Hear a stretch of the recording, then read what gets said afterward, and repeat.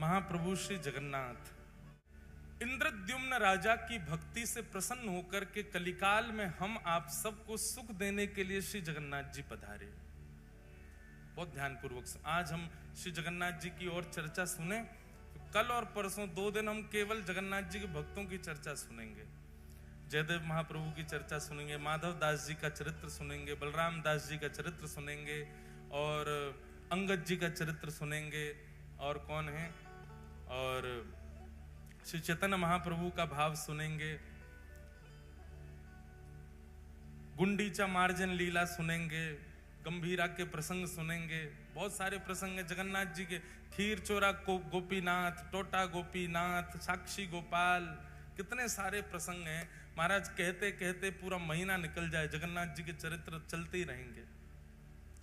पर मूल फिर भी कल हमने थोड़ा बहुत प्रसंग सुनाया, आज भी हम जगन्नाथ जी का ही प्राकट्य सुनाएंगे।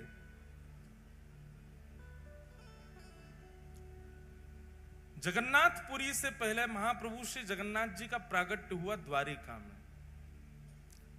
आप पहले द्वारिका में प्रकट हुए द्वापर में। वैसे तो महाप्रभु जगन्नाथ जी अनादि हैं, सतयुग त्रेता द्वापर के नहीं है। मैंने कल बताया था ना कि निर्गुण निराकार ब्रह्म से सबसे पहले सगुण साकार ब्रह्म जब दिखे तो काले ब्रह्मांड में 2 नेत्र और अधरी दिखे, वो जगन्नाथ जी ही हैं।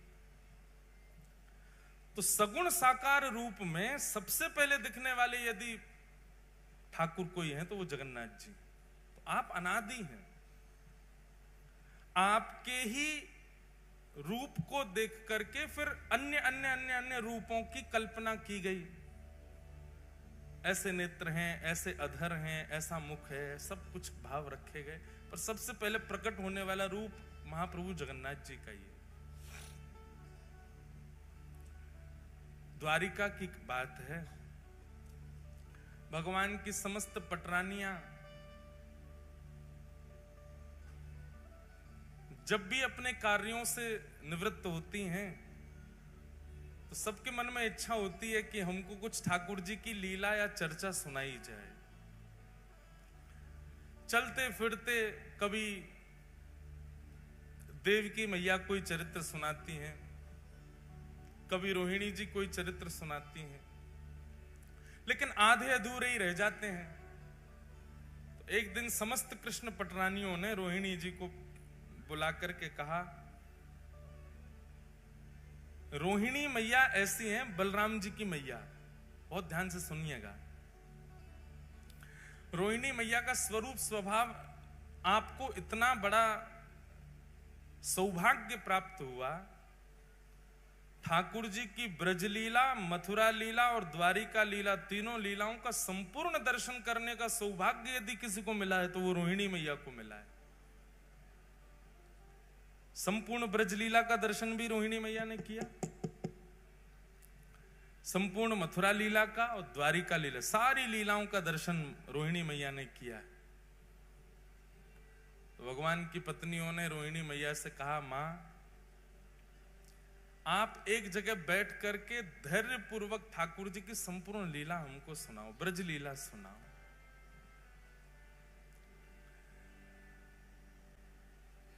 रोहिणी मैया कहने लगी, जब एक जगह बैठ के ही पूरी कथा होगी तो फिर सबको निमंत्रण दो, सबको बुलाओ, विधिवत कथा होगी, पूरे ब्रजमंडल की लीला हम सुनाएंगे, ठाकुर जी के जन्म से लेकर के अब तक की संपूर्ण लीला सुनाएंगी, सबको बुला के लाओ। बहुत ध्यान पूर्वक शांति से बैठ के सब लोग सुनना।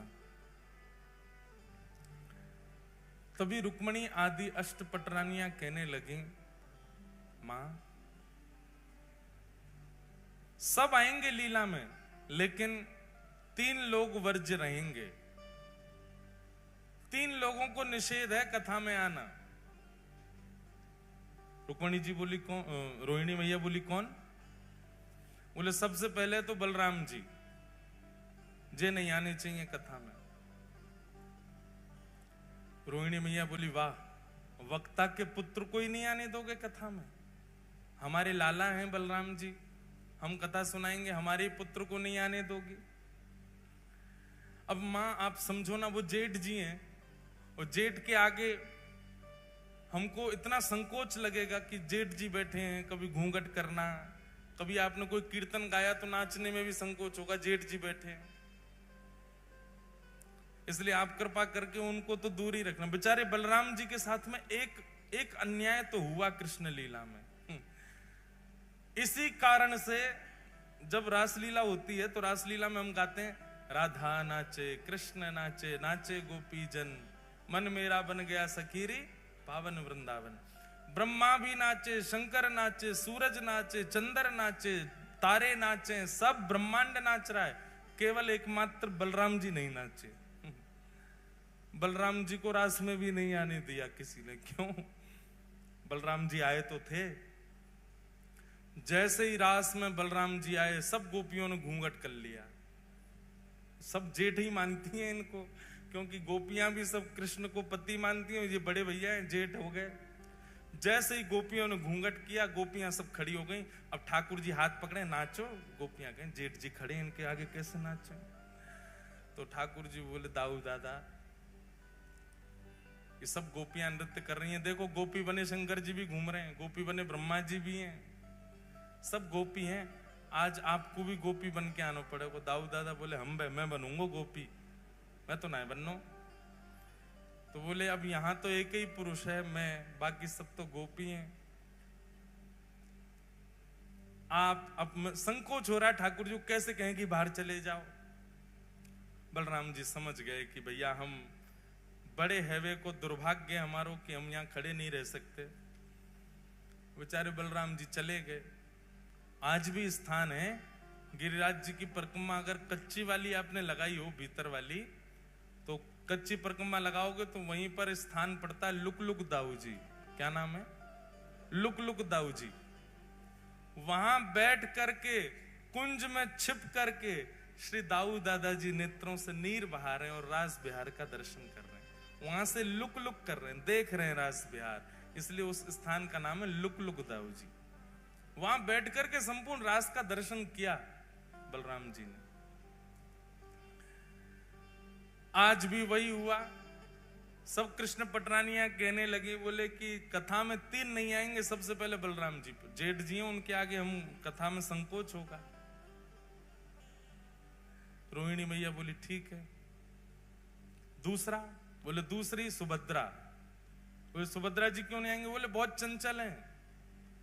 अरे कथा सुनते सुनते हमारे नेत्रों में अश्रु आ गए और हम कहीं रोने लग गए तो आके सामने बैठ जाएंगी। आप रो रही हो, क्या बात है, रो क्यों रही हो?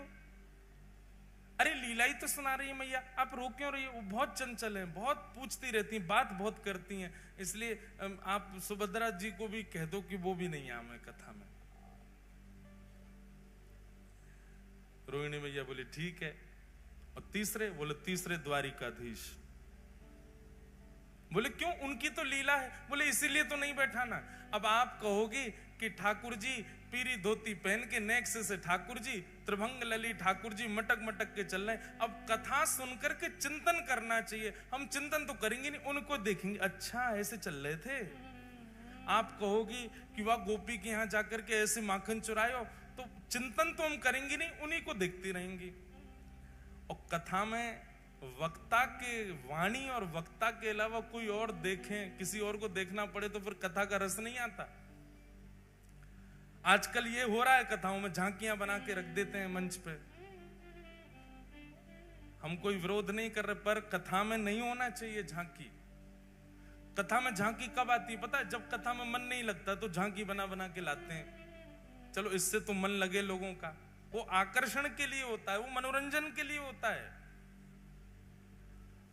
कथा में तो वक्ता की वाणी सुनो, नेत्र बंद करके जो वो कह रहे हैं उसका चिंतन चित्त में करो।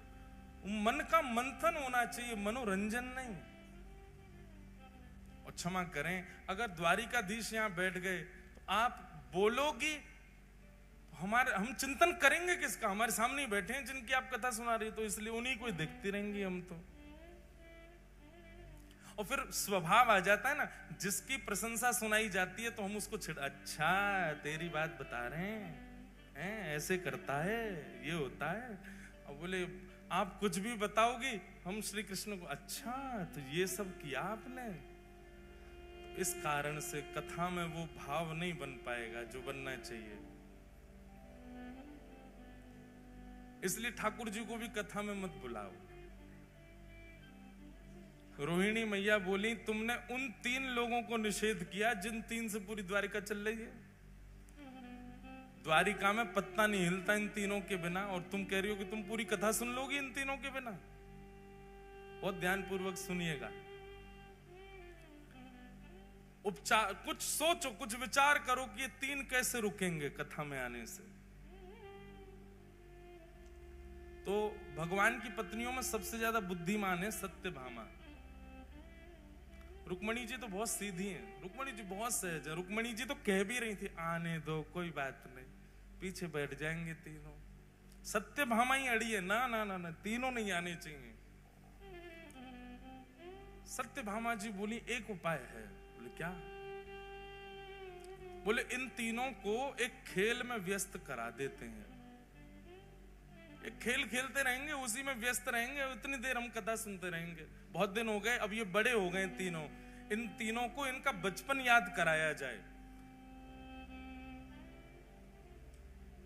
रोहिणी मैया बोली, वो कैसे होगा? बोले जिस दिन ये तीनों संग बैठे होंगे, हम उनके सामने चौसर खेलेंगे। चौसर बहुत प्रिय है तीनों को, और चौसर भी गलत सलत खेलेंगे। तो हमको सही करने के लिए वो तीनों बैठ जाएंगे, और तीनों जैसे बैठेंगे चौसर खेलते खेलते उसी में व्यस्त हो जाएंगे, और हम यहां आकर के कथा सुनने लग जाएंगे। रोहिणी मैया बोली, ठीक है, तुम्हारी तरकीब अच्छी है, लगाओ। वही हुआ। एक दिन सत्यभामा, जामवती, रुक्मणी जी, कालिंदी, सारी सब बैठी हैं, और सब बैठ करके चौसर खेल रही हैं। और चौसर खेलते खेलते अब जोर जोर से हंसने की आवाज आई। तो सुभद्रा जी ने तुरंत देखा, बोले हो क्या रहा है? देखा तो भाभियां सब खेल रही हैं। आकर के सुभद्रा जी जब देखने लगी तो देख के बोली, ये तो गलत खेल रही हैं, ऐसे थोड़ी खेला जाता। रुको, मैं भैया को बुला के लाती हूँ, मैं दिखाती हूँ कैसे खेलते हैं। हम तीनों तो निपुण हैं। और तुरंत कृष्ण बलराम को लेकर के सुभद्रा जी आई, और चौसर की सेज पर बैठ गई, और वहां चौसर खेल खेल के दिखाने लगी। 3 पक्ष बट गए, कुछ बलराम जी के, कुछ ठाकुर जी के, कुछ सुभद्रा जी के, सब पत्नियां बट गईं। अब तो थोड़ी देर तो इनका उत्साहवर्धन किया। हाँ हाँ, बहुत अच्छा बहुत अच्छा, अरे बलराम जी आप तो कमाल हो, कभी ठाकुर जी आप कमाल हो, ऐसे सब नाटक हो रहा था वहां पे। इतने में धीरे धीरे धीरे पीछे से उठ करके सब पत्नियां ठाकुर जी की जा रही थी। और जैसी खेल समाप्त होने लग जाए तो सत्यभामा जी ऐसा कुछ करें कि वो चौसर का पूरा जो स्थान था, जो पूरा सामने रखा था, वो हिल जाए। अरे अब तो दोबारा से होगा, और फिर शुरू हो जाए। ऐसे खेल में तीनों को तन्मय करके समस्त पटरानियां एक सभागृह में चली गईं, और रोहिणी मैया आसन पर विराजमान होकर के ब्रज लीला सुनाने लगी।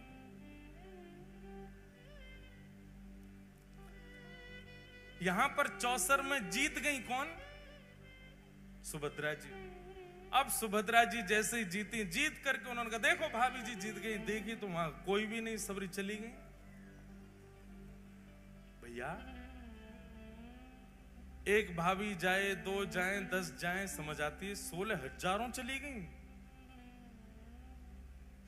कुछ तो गड़बड़ है। मुझे ऐसा लग रहा है कि हमको कहीं पर फंसाया गया है। और देख नहीं रहे हो, बिल्कुल शांति छा गई है पूरे महल में। ऐसा लग रहा है कोई है ही नहीं है। दाल में कुछ काला तो है। ठाकुर जी बोले, हमें तो पूरी दाल ही काली लग रही है, कुछ काला नहीं है, ढूंढो। और ढूंढते ढूंढते पहुंचे, एक विशाल सभागृह था। रोहिणी मैया नेत्र बंद करके संपूर्ण लीला सुना रही हैं, और सामने बैठकर के समस्त कृष्ण पटरानियां भाव आवेश में भाव विभोर होकर के ठाकुर जी की लीला सुन रही हैं। श्री यशोदा मैया लाल जी के छोटे छोटे हस्त कमलों में अपनी उंगली दे करके उनको चलना सिखा रही हैं। नन्हे नन्हे चरणों से ठाकुर जी कैसे चल रहे हैं, और जैसे ही चलते हैं यशोदा मैया अपनी उंगली हटा देती है। ठाकुर जी दोनों भुजा खड़ी करके एक पैर आगे रखते हैं और रख करके फिर ऐसे डामाडोल होते भय से नीचे गिर जाते हैं। ये सब लीलाएं बता रही हैं। सब पत्नियां हंस भी रही हैं और नेत्रों से प्रेमाश्रुओं को पहुंच करके यशोदा मैया को याद भी कर रही हैं। तभी प्रसंग आया कि श्री यशोदा मैया ठाकुर जी को पकड़ करके दहली लंगवावे ले गई हैं। लाला तू अब चलना सीख गया है, चल अब दहली लांग ले। चलना तो आ गए हो, अब दहली लांगनू सीख ले। लाल जी दहली पे चढ़ तो गए, लेकिन पल्लंग को गहराई इतनी ज्यादा है कि ठाकुर जी नीचे उतर नहीं पा रहे हैं और अपने पांव के अंगूठासों बार बार नीचे देख रहे हैं कि जमीन आई कि नहीं, अब मैं उतरूं कि नहीं। और जैसे ही नीचे पांव करें जमीन गहरी है, सो ठाकुर जी जोर जोर से रो रहे हैं। यशोदा मैया कह रही है, अरे लाला तू काहे को रो रहा है? सो तुतला के ठाकुर जी कह रहे, मैया जे दहली ना, जे दहली मुंह को मार है, जे दहली ऊंची है गई है, या तो कह दे ये नीची है जाए। ऐसी मधुर लीलाएं श्री रोहिणी मैया यशोदा मैया की और ठाकुर जी की बाल लीला की सुना रही हैं। सब नेत्र बंद करके भाव में कथा श्रवण कर रहे हैं। और तभी उस सभा के द्वार पर तीनों का आगमन हुआ। बलराम जी, बाल कृष्ण और सुभद्रा। बलराम जी, द्वारिकाधीश, सुभद्रा तीनों आए और तीनों ने आकर के जैसे ही चुपचाप देखा कि कथा चल रही है, मधुर लीला सुना रहे हैं, ठाकुर जी ने दोनों से कहा चुपचाप पीछे चल करके बैठे हैं, ये हमसे छुप करके कथा कही जा रही है ताकि हम ना सुन लें, चलो पीछे बैठ के सुनेंगे। और ठाकुर जी बिल्कुल सहमे से गए और सबसे पीछे जाकर के बैठ गए तीनों। बीच में सुभद्रा जी बैठी हैं, एक तरफ बलराम जी, दूसरी तरफ ठाकुर जी, और बैठ करके मधुर वह रस चर्चा सुनने लगे। सुनते सुनते सुनते यशोदा मैया के प्रसंगों को, ब्रजवासियों के प्रसंगों को, श्री ठाकुर जी प्रेम की अवस्था में प्रवेश करने लगे। प्रेम जब प्रकट होता है ना बंधुओं, बहुत ध्यानपूर्वक सुनिएगा, प्रेम जब प्रारंभ होता है तो प्रारंभ में विपरीत अवस्था भी अच्छी लगती है। प्रेम जब प्रारंभ होता है तो प्रेमी को रात में निद्रा भी ना मिले तो भी अच्छा लगता है, भोजन ना मिले तो भी अच्छा लगता है, पानी ना मिले तो भी अच्छा लगता है, अनुकूल वातावरण का कमरा ना मिले, बिना एसी का कमरा मिल जाए तो भी अच्छा लगता है, बस प्रेमी संग होना चाहिए। प्रेम की प्रथम अवस्था है। प्रेम की द्वितीय अवस्था जब प्रारंभ होती है तो प्रेमी की परीक्षाएं शुरू होती हैं। फिर जो प्रेमी है वो इस अवस्था में आ जाता है कि वो अपने प्रेम को तो मान चुका है कि मैं इससे बहुत प्रेम करता हूं, वो सामने वाला मुझसे प्रेम करता है कि नहीं, उसकी परीक्षाएं लेना प्रारंभ करता है। फिर वो ऐसा कुछ करता है कि जिससे पता चले कि ये मुझसे प्रेम करता है कि नहीं। तीसरी अवस्था में रूठना, मनाना, मान लीला प्रारंभ हो जाती है। चौथी अवस्था में स्वीकारीकरण और विश्वास आ जाता है। पांचवी अवस्था में प्रेम अब पुष्टता की ओर बढ़ता है तो दोनों में वियोग की भावना, संयोग वियोग, कभी राजी कभी रूठ गए, कभी राजी कभी रूठ, संयोग वियोगात्मक भाव रहता है। छठवीं अवस्था में प्रेम विरह प्रदान करता है। कोई भी एक थोड़ा दूर हो जाएगा। अगर प्रेम सच्चा होगा तो विरह प्रारंभ होगा। प्रेम केवल बहाना रहा होगा या केवल आसक्ति रही होगी तो उस विरह से किसी को भी फर्क नहीं पड़ेगा। छठवीं अवस्था का प्रेम प्रारंभ होते ही अगर प्रेम सच्चा है तो विरह आएगा। सातवीं अवस्था में व्याकुलता आ जाएगी। अब पहले तो अच्छा लग रहा था इसलिए भोजन भी मन नहीं होता था, सोने का मन नहीं होता था, पर अब व्याकुलता इतनी बढ़ गई है, व्याकुलता के कारण भोजन नहीं प्रिय लगता, निद्रा नहीं प्रिय लगती। प्रेम की 8वीं अवस्था ये हो जाती है कि चिंतन करते करते करते करते प्रेमी का जित देखूं उदित श्याममयी है, जिसको देखते हैं उसमें प्रेमी दिखने लग जाता है। इसकी चाल मेरे प्रेमी जैसी है, इसका मुख मेरे प्रेमी जैसा है, वो हंसता था तो ऐसे ही हंसता था, वो बैठता था तो ऐसे ही बैठता था, वो बोलता था तो ऐसे ही बोलता था। प्रेम की 9वीं अवस्था जब आ जाती है तो प्रेम प्रगाढ़ और वियोग की चरम स्थिति आ जाती है। तब व्यक्ति जड़ और चेतन का भी भ्रांति नहीं रख पाता, जड़ से भी पूछने लग जाता है, जड़ से भी चर्चा करने लग जाता है, जैसी गोपियों की हो गई थी। भगवान के वियोग में वृक्षों से पूछ रही हैं, तुमने श्याम सुंदर को देखा? तुलसी से पूछ रही हैं, अरे तेरे बिना तो वो भोजन ही नहीं करते, तूने उनको देखा? मयूर से पूछती हैं, तुमने उनको देखा? तुझे तो सिर पे धारण करते हैं। प्रेम की 9वीं अवस्था आ जाती है और प्रेम की जब 10वीं अवस्था प्रारंभ होती है तो प्रेमी अपने प्रेमी का चिंतन करते करते करते करते करते करते प्रेम विगलित होने लग जाता है। जैसे एक मोमबत्ती में अग्नि प्रज्वलित करने पर वो पिघलने लग जाती है, ऐसे प्रेमी के सर्वांगीण अंग पिघलने लग जाते हैं। बहुत ध्यानपूर्वक सुनिए, कोई चर्चा मत कीजिए, हमारी प्रार्थना है। ठाकुर जी ने जब कथा में बैठना और श्रवण करना प्रारंभ किया तो ब्रजवासियों की याद आने लगी, अपनी लीला सुन के मुस्कुराने लगे, अच्छा सा लगने लगा। फिर विपरीत अवस्था भी अच्छी लगने लगी, धीरे धीरे धीरे कथा आगे बढ़ने लगी। ठाकुर जी उन अवस्थाओं को पार करते गए, पार करते करते 6वीं 7वीं अवस्था में आकर के ठाकुर जी अपना हृदय पकड़ करके सहलाने लगे, ब्रजवासियों की याद आने लगी। 7वीं 8वीं अवस्था आते ही श्री ठाकुर जी के नेत्रों से अश्रुबिंदु गिरने लगे। सभागृह में दिखने वाली ब्रज जैसी कोई भी वस्तु उसको ठाकुर जी जा जा करके अपने हृदय से लगाने लगे। मेरी मैया कहां है, मेरे बाबा कहां है, मधुमंगल श्रीदामा सब कहां है? इस प्रकार ठाकुर जी ढूंढने लगे। अपनी पटरानियों में ही किसी के रूप को देख करके कहते हैं, श्रीदामा ऐसो ही लगे, मेरो मधुमंगल ऐसो ही दिखे, रोहिणी मैया को देख के यशोदा मैया ऐसी लगे, बलराम जी को देख के कहते हैं दाऊ दादा हमारे नंद बाबा ऐसे ही लगे। ठाकुर जी की ऐसी अवस्था प्रकट हो गई।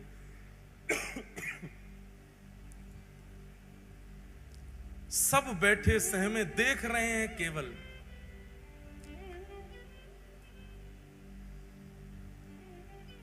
जैसे ही विरह की प्रेम की 10वीं अवस्था प्रारंभ हुई,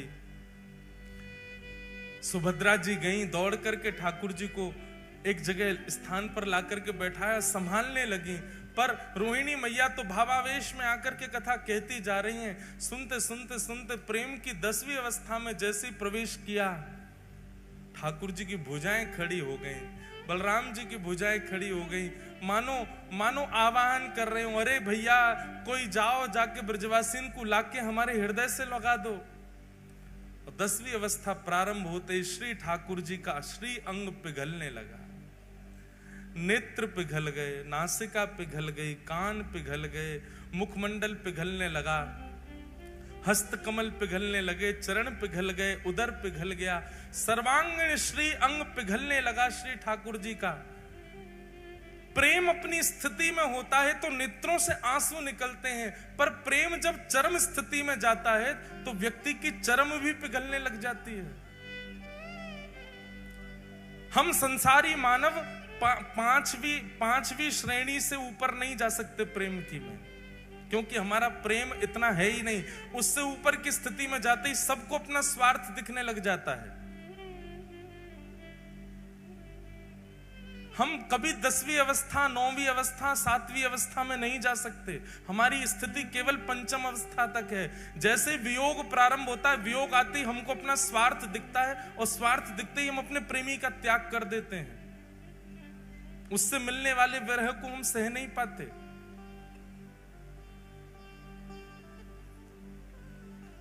ठाकुर जी का श्री अंग पिघलने लगा। ठाकुर जी की इस अवस्था को देख करके देवता त्राहि माम करके दौड़ने लगे। दौड़े दौड़े गए श्री नारद जी के पास, और नारद जी से जाके कहा, नारद जी कुछ करिए। अगर रोहिणी मैया की कथा को अभी रोका नहीं गया तो श्री ठाकुर जी संपूर्ण जल निमग्न हो जाएंगे। तुरंत नारद जी महाराज आए। कथा इतनी प्रबल स्थिति में पहुंच चुकी है कि वहां जाकर के विक्षेप नहीं डाल सकता कोई। पर श्री नारद जी महाराज ने ठाकुर जी की स्थिति को देखा, और देखते हुए तुरंत रोहिणी मैया के चरणों में प्रणाम करते हुए, अपना करताल बजाते हुए रोहिणी मैया के भाव को भंग किया। नेत्र खुले रोहिणी मैया के, नेत्रों से विरल अश्रुधार गिर रही है, लाल पड़ गए नेत्र। नारद जी, आप तो कथा के इतने रसिक हैं, फिर कथा में विघ्न कैसा? नारद जी महाराज ने इशारा किया, मैया सामने देखो।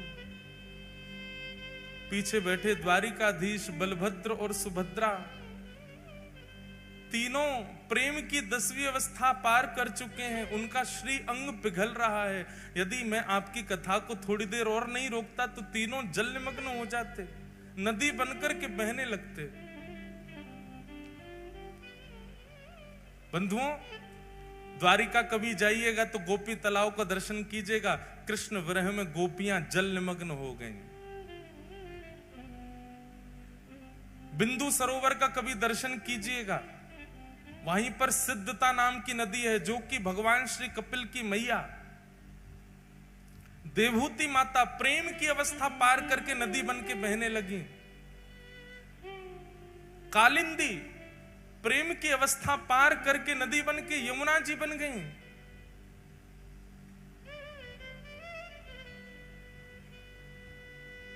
भगवान शिव का प्रेम ही श्री गंगा के रूप में परिवर्तित हो गया।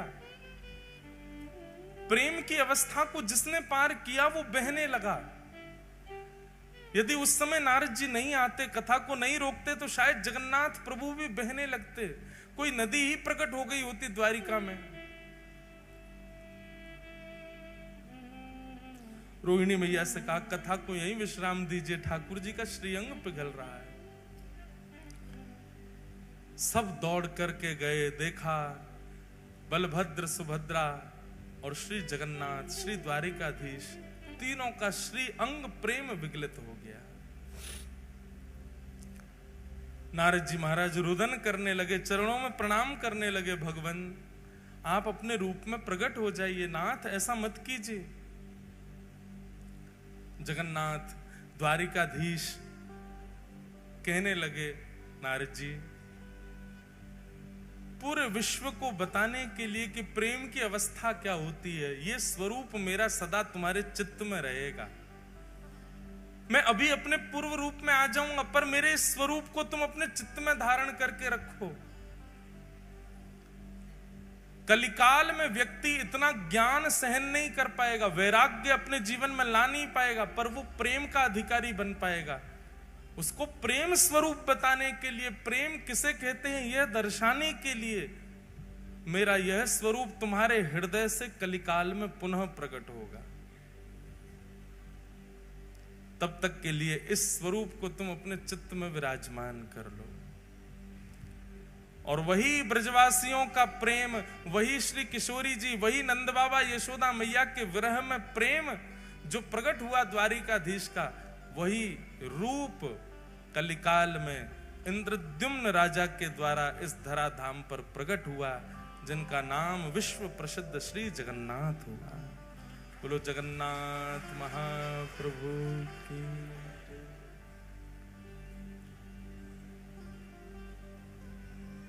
ब्रजवासियों के प्रेम में श्री महाप्रभु जगन्नाथ जी पिघल गए और तब ये रूप प्रकट हुआ। बंधुओं, संसार में सब प्रेमी अपने आप को दिखाते बताते हैं, पर प्रेम तो केवल ठाकुर जी जानते हैं और कोई नहीं जानता।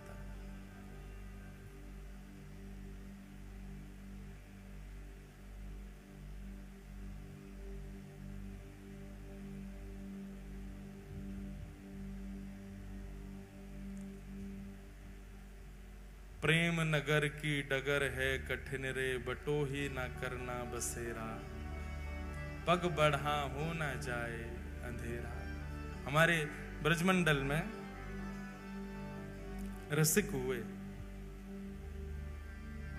उनका ये भाव है,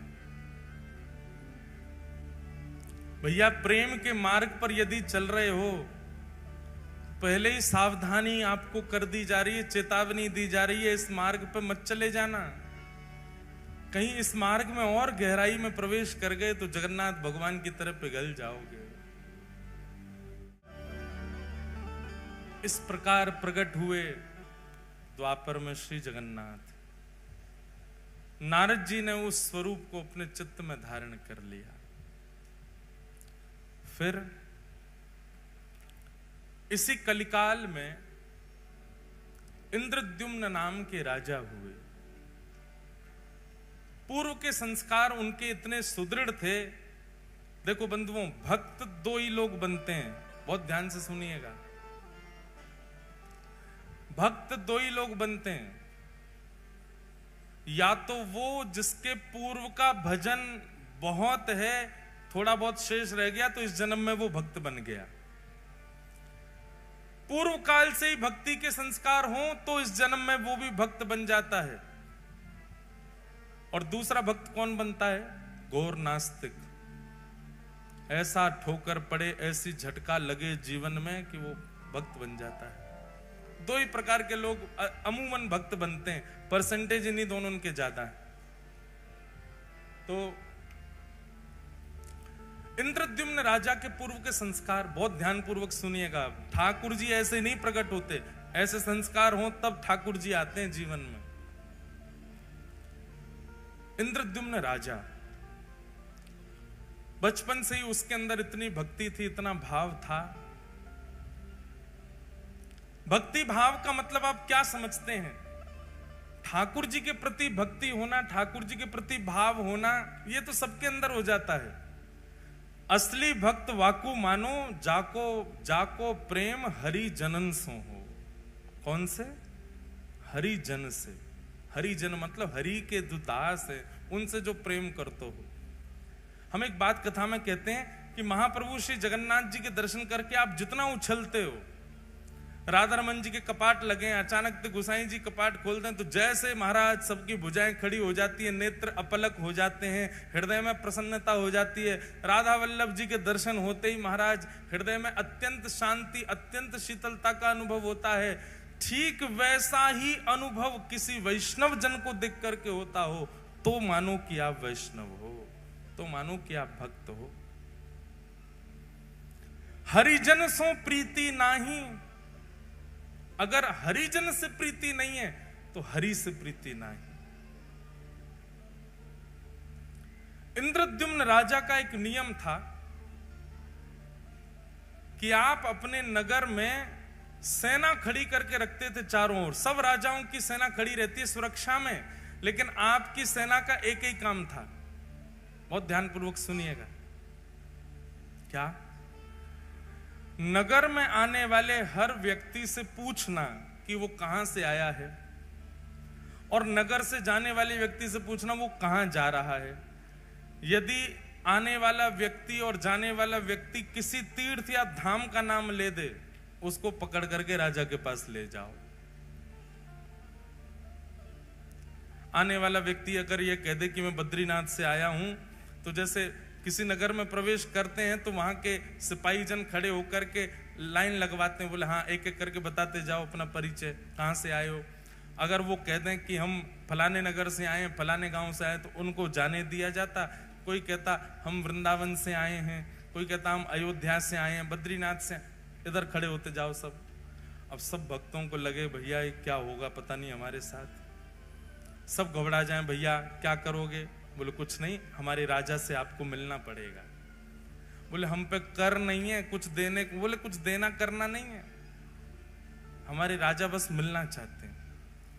और जितने वैष्णव इकट्ठे होते तीर्थ से आने वाले, सबको लेकर के इंद्रद्युम्न की सभा में जाया जाता। इंद्रद्युम्न को बताया जाता ये वृंदावन से, ये काशी से, ये वहां से, वहां सब तीर्थों के नाम। इंद्रद्युम्न अपनी सभा पूरी करके सबको एक कमरे में बिठाता और सामने बैठ करके एक एक करके उनको बुलाता। बोले आप उस स्थान का वर्णन कीजिए, वृंदावन कैसा है। और नेत्र बंद करके इंद्रद्युम्न केवल उसका अनुभव करता था। वहां की नदी कैसी है, वहां के लोग कैसे हैं, वहां की वृक्ष वल्लरियां कैसी हैं, वहां का तापमान कैसा रहता है, वहां ठाकुर जी की सेवा कैसी होती, प्रसाद कैसा लगता है, सारी बातें इंद्रद्युम्न बैठ करके सुनता था। एक अद्भुत भक्ति का प्रकार था इंद्रद्युम्न का।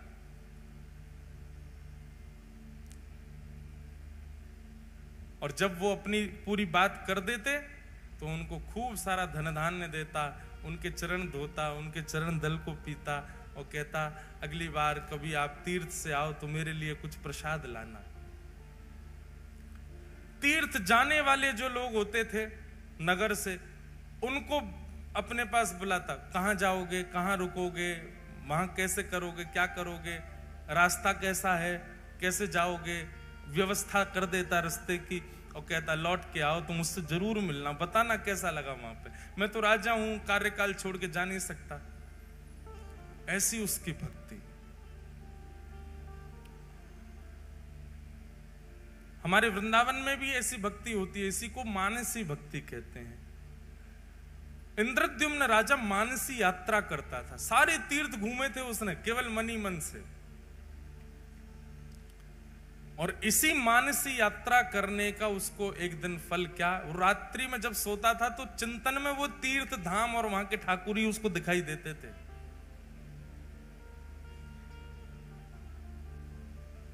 एक दिन ऐसे ही पूछते पूछते पूछते वैष्णवों से, उनके संग बैठ के सत्संग करते करते रात्रि में इंद्रद्युम्न सोए। और जैसे ही सोया स्वप्न में उसको एक पर्वत दिखाई दिया। उस पर्वत में सुंदर गुफा है और उस गुफा के भीतर त्रिभंग लली श्याम सुंदर बिल्कुल नील मणि की तरह चमक रहे हैं। अद्भुत उनकी छटा, ऐसा अद्भुत दर्शन करने लगा। उनका दर्शन करके नेत्र आनंदित हो गए। उनकी सुंदर चरण की उनके सुंदर अंग की सुगंधी इंद्रद्युम्न को आने लगी। उनकी वो एक क्षण की झलक इतनी सुंदर, इतनी मनमोहक थी। छटपटा करके नेत्र खुले इंद्रद्युम्न के, जलपान करने लगा, अपनी छाती को मसलने लगा। ये मैंने कैसा दृश्य देखा, ये कौन थे, ये कहां के ठाकुर जी। मैंने इतने तीर्थयात्रियों से पूछा पर ऐसा स्वरूप तो किसी ने मुझे वर्णन नहीं किया। अत्यंत व्याकुल हो गया इंद्रद्युम्न। अब तो जो भी तीर्थयात्री आए उनके तीर्थ की चर्चा ना सुन के अपना हृदय का भाव बताता। ऐसी आंख है, ऐसी कमर है, ऐसा मुख है, ऐसे चरण हैं, आपने इनके बारे में सुना, ये कौन है, पर्वत पर रहते हैं। वैष्णव जन कहे नहीं, हमने तो नहीं देखा। अत्यंत व्याकुल हो गया इंद्रद्युम्न। संतों की खूब सेवा करता, बस मन में यही चिंतन था, बस इनका पता मुझे लग जाए, ये कौन है जो मुझे स्वप्न में दिखे। बंधुओं एक बात बताएं, ये इंद्रद्युम्न के साथ हुआ ये तो हमने पढ़ा है, पर प्रत्यक्ष मैंने कई लोगों को सुना भी है। हमारे गिरधर लाल जी के एक आध वैष्णवों के तो मुझे याद है, उन्होंने कभी लाल जी को देखा नहीं, पर उनके स्वप्न में ठाकुर जी जाके उनको दर्शन दे के आ चुके हैं। हमारे वृंदावन राधा रमन लाल जी, कोई व्यक्ति वृंदावन नहीं आया पर उसको स्वप्न में जाकर के पहले ही उसके दर्शन दे के आ चुके हैं। ऐसे ठाकुर जी ने दर्शन दिया इंद्रद्युम्न को। एक दिन रात्रि में सोया, अत्यंत विकल व्याकुल रोज चिंतन करता ठाकुर जी का। तभी उसके स्वप्न में पुनः वह ठाकुर जी प्रकट हुए और प्रकट होकर के उन्होंने अपना नाम बताया, हे इंद्रद्युम्न, मैं नील माधव हूं, मैं तुम्हारी भक्ति से बहुत प्रसन्न हूं और तुम पर अनुग्रह करना चाहता हूं।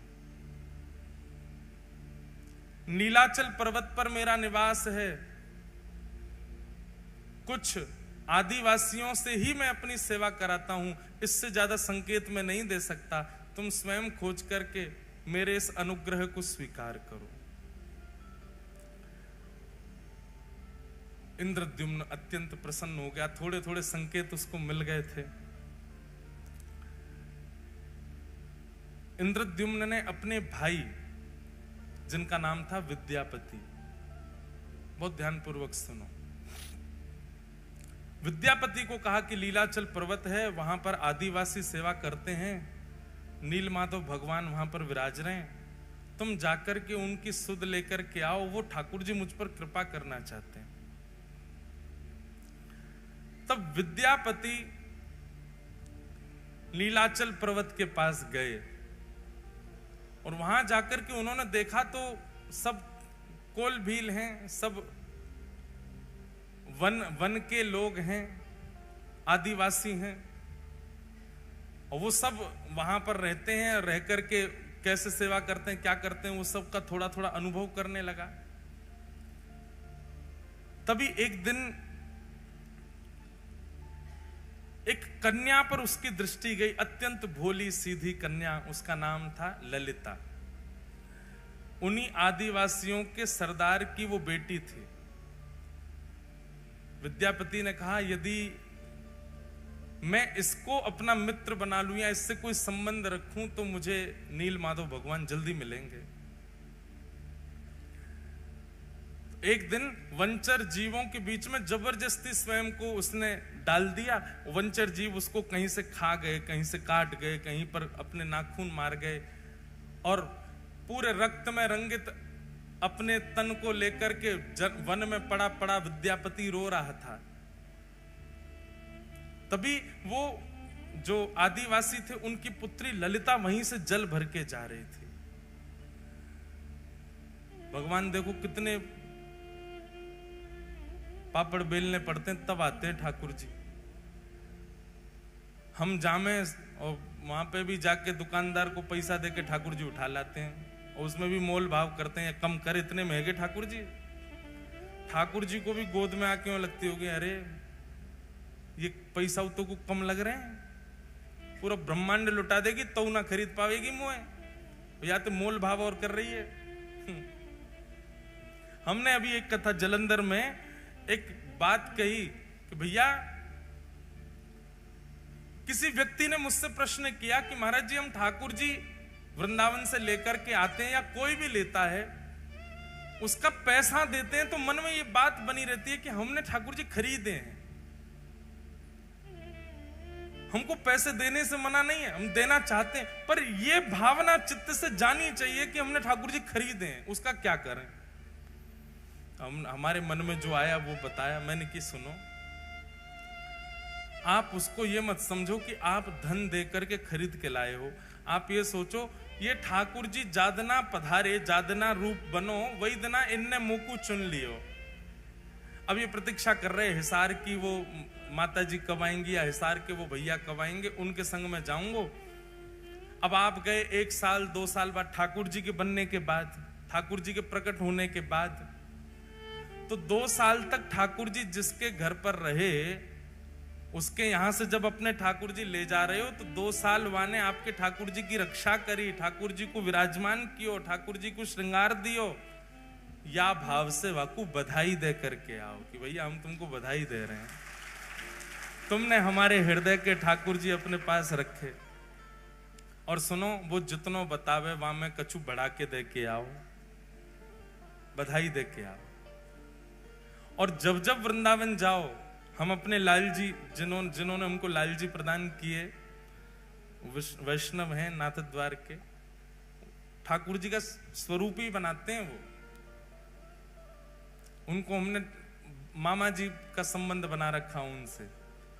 जब भी जाएंगे नाथद्वारा उनके यहाँ जरूर जाएंगे, उनको कुछ कुछ भेंट दे के आएंगे, कुछ करके आएंगे, बधाई दे के आएंगे। अभी नाथद्वारा में उत्सव है तो उनको भी बुलाएंगे, सम्मान करेंगे। भैया हमारे लाल जी के मामा जी हैं, इतने साल तक 5 साल लाल जी उनके पास रहे, 5 साल तक प्रतीक्षा करी उनने, 5 साल बाद पधारे ठाकुर जी। हमारी प्रथम कथा जो द्वारिका में हुई, उस कथा के प्रथम दिन से श्री ठाकुर जी का प्राकट्य होना प्रारंभ हुआ था और 8वें दिन जिस दिन कथा विश्राम हुई, 8 दिन में ठाकुर जी का स्वरूप प्रकट हो गया था। उन्होंने तब से सोच लिया तो जिनकी कथा सुन के ये बने हैं ये उन्हीं के पास ही जाएंगे। 5 साल ठाकुर जी ने प्रतीक्षा की, उसके बाद ठाकुर जी पधारे लाल जी। उनको बधाई देते हैं जब भी जाते हैं। ठाकुर जी ऐसे ही नहीं आते भैया, बहुत श्रम करना पड़े, परिश्रम करना पड़े। तो विद्यापति ने अपने आप को जबरदस्ती जानवरों से कटवाया और उस मार्ग पर गिर गया जहां से ललिता रोज जल भर के लाती थी। उसने जब देखा कि ये घायल पड़ा है, तुरंत उसको उठा करके अपने घर ले गए। सब लोग इधर देखो, बहुत ध्यान से कथा सुनो। श्री जगन्नाथ प्रभु कैसे पधारे, कैसे प्रकट भये, उसकी पूरी लीला है।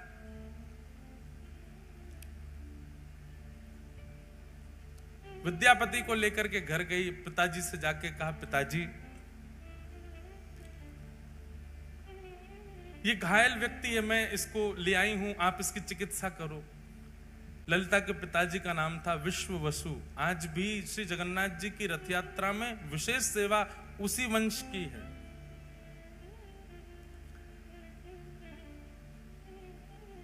उसने चिकित्सा आदि की, चिकित्सा करके विद्यापति को घर पे ही रखा। बोले जब तक ठीक नहीं हो जाए तब तक उसको घर पे ही रखो। दोनों पिता और पुत्री मिलकर के उसकी खूब सेवा करते। धीरे धीरे विद्यापति ठीक होने लगा। उसकी तो पूर्व से साजिश थी, अब इसको साजिश कहना थोड़ा अटपटा लगता है, पर उसकी पूर्व से योजना थी कि मुझे नील माधव भगवान चाहिए, उसके लिए चाहे जो करना पड़े। धीरे धीरे ठीक हुआ, ठीक होकर के अब वो उसी घर में ही रहने लगा। विश्व वसु के साथ में उनका जो काम था खेती बाड़ी आदि वो कराने लगा। ललिता के साथ में थोड़ी उसने मित्रता कर ली। धीरे धीरे ललिता से प्रेम कर लिया, क्योंकि नील माधव भगवान की सेवा बहुत गुप्त रूप से होती थी। किसी को पता नहीं होता था कौन करता है, कैसे करता है, कहां है ठाकुर जी। उसके लिए ये सब करना बहुत जरूरी था उसको। विद्यापति ने धीरे धीरे धीरे उन समस्त कोल भीलों से, उन समस्त आदिवासियों में अपना स्थान बना लिया। आप तो सब उसको अपने परिवार जैसा समझने लगे। और एक दिन ललिता ने अपने पिताजी से कहा, मुझे बहुत प्रिय है, आप मेरा इसी से ब्याह करा दो। विद्यापति से पूछा, तुम ब्याह करोगे हमारी पुत्री से? बोले कि मेरा तो परिवार ही नहीं है, मैं तो आपका हूं, आप करा दो ब्याह। और ललिता के साथ में विद्यापति का ब्याह हो गया। विद्यापति कौन है? विद्यापति कौन है? इंद्रद्युम्न राजा का भाई। अगर भूल भाल मत जाइए, बात पूरी कथा सुनते रहो। ललिता के साथ में इनका विवाह हो गया। अब विवाह के बाद ये घर जमाई बन के ही रहने लगे। वहीं उनके विश्व वसु के घर में ही रहते थे। विश्व वसु रोज सुबह ब्रह्म मुहूर्त में जाते थे, नहा धो करके स्नान करके गीले कपड़े पहन के अपरस में जाया करते थे और साथ में कुछ पुष्प और कुछ सामग्रियां लेकर के जाते थे। विद्यापति ललिता से पूछता था, ये सुबह सुबह ससुर जी कहां जाते हैं? बोले ये पूछो मत, और आज के बाद पूछना भी मत, हमें भी नहीं पता इसके बारे में। ये गोपनीय रहस्य है, बचपन से हम ऐसे देखते आए, हम भी कभी नहीं पूछते। करने दो, पिताजी करते हैं, और तुमको क्या करना। विद्यापति समझ गया। बोले ये नील माधव भगवान के पास ही जाते हैं, ये उन्हीं की सेवा करते हैं, इसीलिए किसी को नहीं बताते। धीरे धीरे देखने लगा, रात्रि में चंदन घिसा जाता है, पुष्प तोड़ करके लाए जाते हैं, गीले कपड़े में बांध के रखे जाते हैं, सुबह गीले कपड़ों में जाया जाता है और अंधेरे में जाते हैं, सूर्य उदय से पहले आ जाते हैं। तो अद्भुत है। एक दिन रात्रि में अपने ससुर जी के पास ही बैठ गए। अब तो प्रेम भाव बहुत ज्यादा ही हो गया था, पुत्र की भांति विद्यापति हो गया था। अपने ससुर जी के पैर थोड़े थोड़े दबा रहे थे और तो दबाते दबाते धीरे धीरे पूछा, आप पुष्प किसके लिए तोड़ के लाते हैं? ये रोज रात्रि में आप चंदन किसके लिए घिसते हैं? पिताजी आप सुबह ब्रह्म मुहूर्त में कहां जाते हैं? पुत्र मोह में आकर के, और पुत्र मोह से भी ज्यादा होता है जमाई मोह। जमाई तो पुत्र से भी ज्यादा प्रिय लगता है।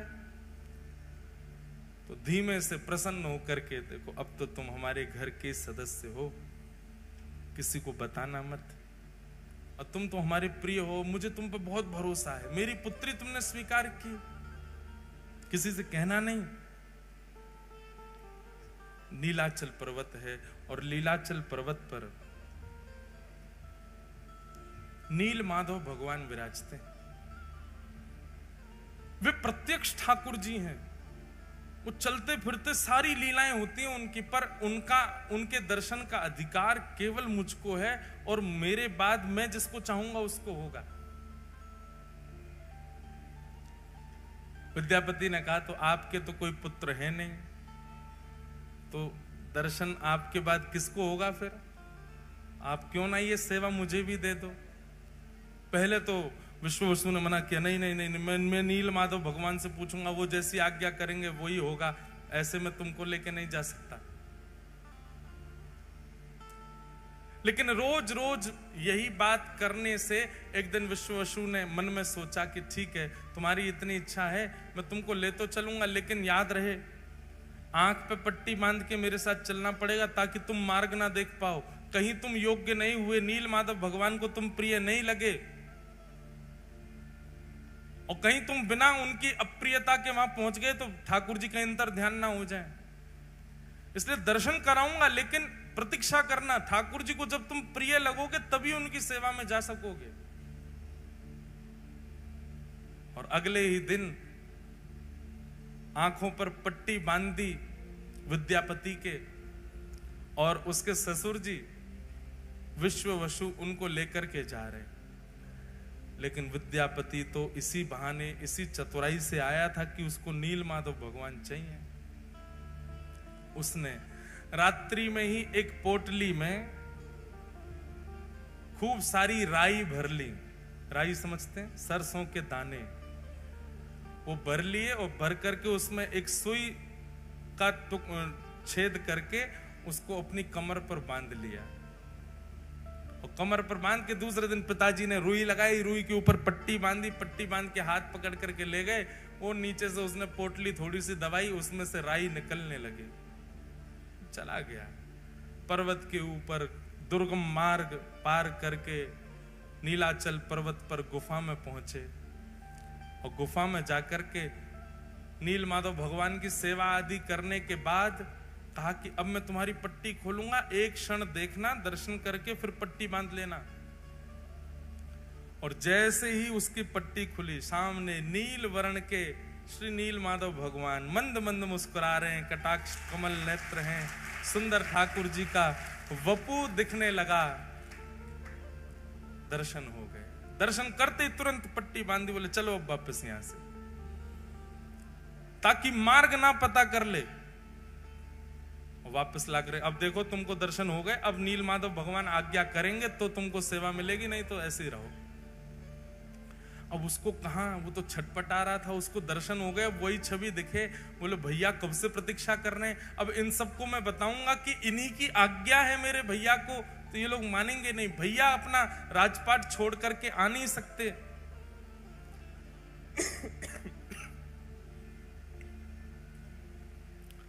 विद्यापति ने कुछ दिन प्रतीक्षा की। कुछ दिन प्रतीक्षा के बाद एक दिन सुबह सुबह उठ करके उसने मन में विचार किया कि अब सरसों पौधे बन गए होंगे, और उसी मार्ग के पीछे पीछे जाके मैं देखूं कैसे है नील माधव। सुबह उठ करके जैसे ही तैयार हुआ, पत्नी उठ गई, पत्नी ललिता पूछने लगी कहां जा रहे हो? बोले देवी पुष्प लेने जा रहा हूं, ठाकुर जी की सेवा करूंगा, तुम्हारे लिए गजरा बनाऊंगा। ऐसा कहकर के चला गया। ललिता बोली आज तक तो कभी लाए नहीं गजरा, आज तक तो कभी सेवा के लिए पुष्प लाए नहीं, आज अचानक। अब वो तो सरसों के पौधे देखते देखते देखते मार्ग उसने पता कर लिया, तो उसी के पीछे पीछे ललिता उसके पीछे पीछे चल दी, और वो छुप छुप करके देखती हुई जा रही है, जा कहां रहा है। तभी वो नीलाचल पर्वत के ऊपर चढ़ने लगा, पीछे पीछे ललिता भी चली गई। जैसे ही गुफा में पहुंचे, नील माधव भगवान खड़े हैं सामने। इसको तो दर्शन का अधिकार था, ठाकुर जी तैयार ही थे इसके साथ जाने को। तो बस ये जैसे ही ठाकुर जी का स्पर्श करने वाला था, इतने में ही ललिता पीछे से आ गई, अनधिकारी सामने आ गया। और अनधिकारी के आते नील माधव भगवान वहां से अंतर ध्यान हो गए। और जैसे नील माधव भगवान अंतर ध्यान हुए, रोने लगा। बोले मैंने कितना सब बनाया था ठाकुर जी को ले जाने के लिए, आदि आदि सब बातें हुई। ललिता ने जाकर नीचे पूरे आदिवासियों में बात फैल गई, सब विश्ववसु को पकड़ करके बंदी बना लिए, उसको छल कपट किया तुमने हमारे साथ, आदि आदि। हमारे ठाकुर जी अंतर ध्यान हो गए, हमारे साथ जो किया सो किया, ठाकुर जी चले गए हमारे। हम तुझे दंड देंगे। बोले कि मुझे दंड दीजिएगा, लेकिन मुझसे पहले आप एक बार राजा इंद्र करके व्यवस्थित करवाना और सुंदर किसी कारीगर से मेरा विग्रह स्वरूप बनवाना। कारीगर वो ही बनाएगा जैसा रूप मैं चाहता हूं प्रकट करना, इसलिए उसको कुछ बताने की आवश्यकता नहीं। बस कारीगरों से कहना कि वे अपनी कला से बनाना शुरू करें, क्योंकि मेरे रूप को वही बना पाएगा जिसको मैंने चुना होगा। इसलिए तुम केवल समुद्र के तट पर जाकर के तीनों काष्ठों को इकट्ठा करो। तब जो तिथि समय भगवान ने बताया था, उसी तिथि समय पर गए, जाकर के देखा तो 3 काष्ठ बहते हुए, 3 दारू, दारू मतलब लकड़ी, बहती हुई समुद्र में से आई। और उन तीनों को इंद्रद्युम्न राजा ने अपने पूरी सेना से उठवाने का प्रयास किया, पर कोई हिला नहीं पाया। उठाना तो बहुत दूर की बात। तब नील माधव भगवान की, जिन्होंने अनन्य सेवा, अनंत सेवा की, विश्ववसु को ही पुनः बुलाया गया, और उन्होंने आकर के चंद लोगों ने उठाया, तो वो दारू ब्रह्म अपने आप उठ गए और ले जाकर के उनको गुंडीचा की रानी के महल में रखवाया। इंद्रद्युम्न राजा ने दुनिया के श्रेष्ठ से श्रेष्ठ कारीगरों को बुलाया। ये लकड़ियां हैं 3, और आपको इनसे स्वरूप, कैसा स्वरूप बना, बोलो जैसा तुम्हारा मन करे वैसा बनाओ। वर्णन आता है कि महाराज बड़े से बड़े कारीगर आ गए, छेनी हथौड़ा रख करके स्वरूप निर्माण करना चाहें, पर वो छेनी हथौड़ा चलावे तो जैसे मानो ऐसा लगे लोहे पर चला रहे हो, चिंगारियां निकलती हैं, पर एक एक रत्ती भर भी उसमें छिद्र नहीं हो पाता। बड़े बड़े कारीगर अपने छेनी हथौड़ा टूटे हुए राजा इंद्रद्युम्न के सामने रख देते, क्षमा करो भगवान हम नहीं बना पा रहे। फिर कोई बंगाल से आता, बोले हम करके दिखाएंगे, वो भी नहीं बना पाते। फिर कोई कहीं से आता, वो भी नहीं बना पाते। तो भगवान ने आज्ञा की, त्रिलोकी के सबसे बड़े चित्रकारी में, कार्य कलाकारी में माहिर श्री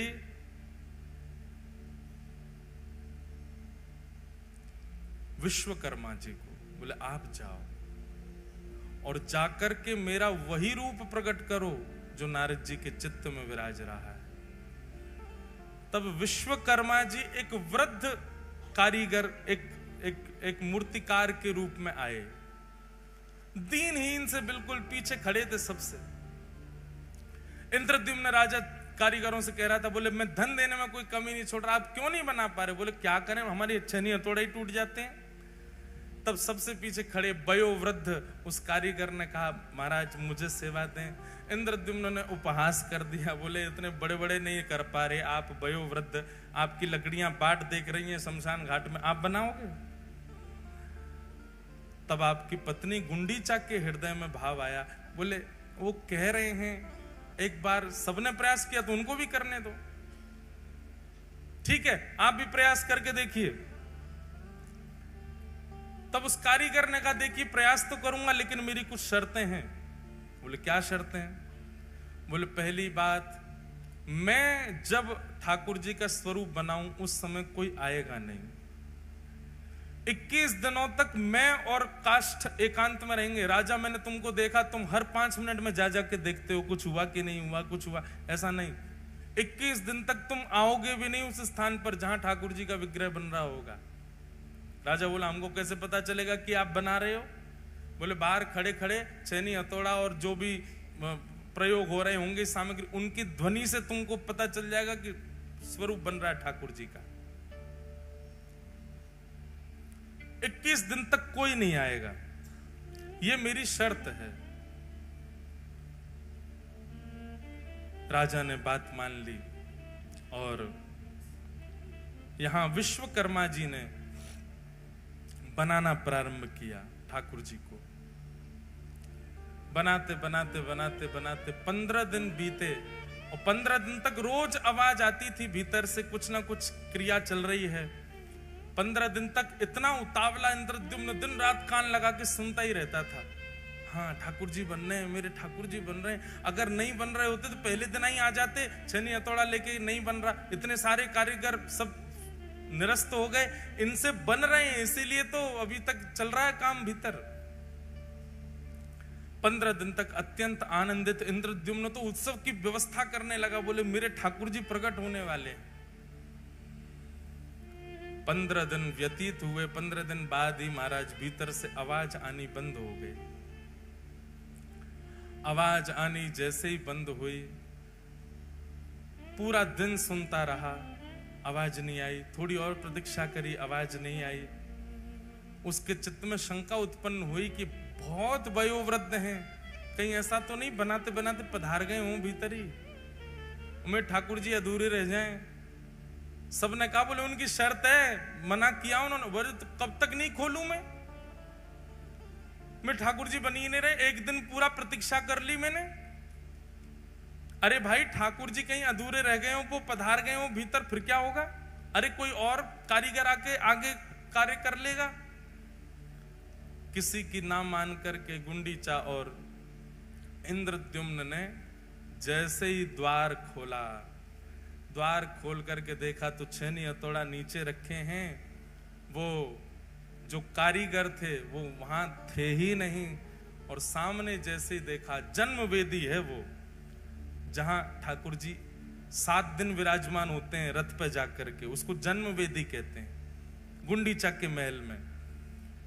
उस जन्म वेदी के ऊपर जैसे ही देखा है, तभी क्या पाया, 3 विग्रह ही 3 रूपों में विराजमान हैं। जहां पर बिल्कुल दाहिनी ओर में श्वेत वर्ण के श्री बलभद्र जी महाराज दोनों भुजा लेकर के, मध्य में सुभद्रा जी और वाम अंग में साक्षात नील माधव भगवान ही श्री जगन्नाथ जी के रूप में खड़े हुए। श्री जगन्नाथ महाप्रभु की। प्रथम दर्शन करते ही इंद्रद्युम्न रोने लगा, हाय नाथ ये कैसा स्वरूप,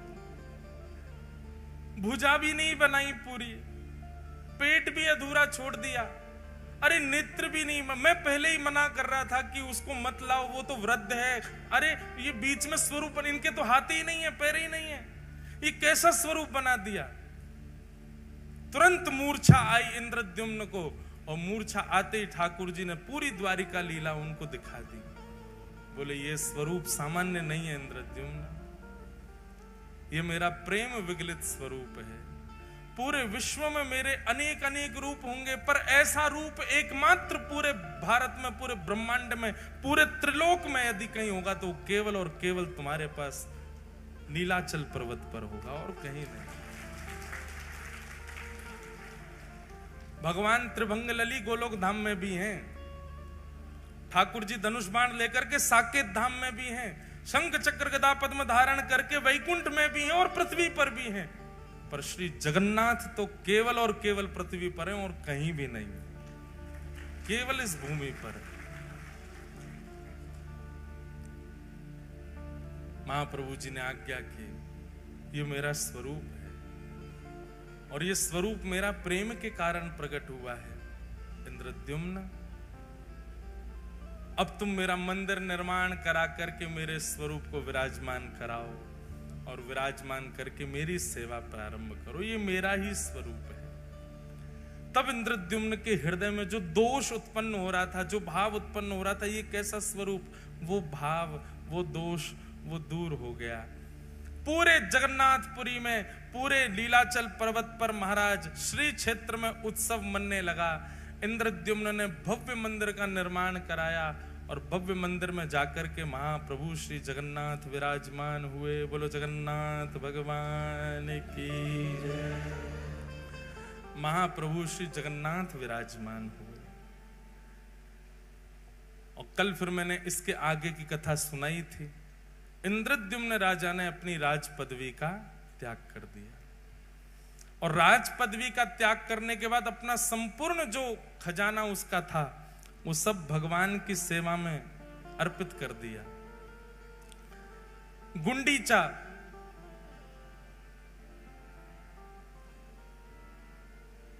उसकी भावना थी कि पति ने तो मांग लिया कि मेरे वंश में कोई कहने वाला प्रकट ना हो कि ये मंदिर हमारे पिताजी ने बनाया था।